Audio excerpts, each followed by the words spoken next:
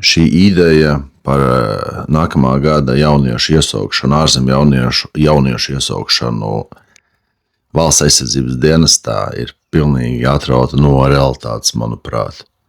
Vispirms valsts ar zemām algām dārgu dzīvi un bezcerības sajūtu izspieda tūkstošiem jauniešu no Latvijas, un tagad viņi Īrijā strādā, ne tikai Īrijā, arī citās valstīs strādā, mācās, audzina bērnus un mēģina nostāties uz kājām.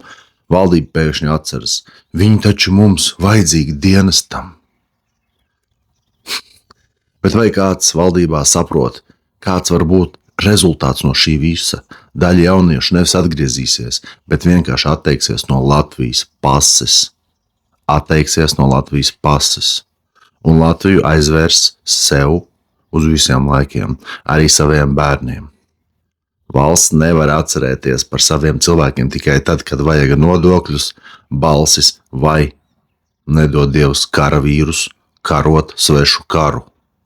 Ja gribat, lai jaunieši aizstāv Latviju, vispirms izdariet tā, lai viņi gribētu Latvijā dzīvot un atgriezties, un lai jūsu politika vienreiz kļūtu normāla.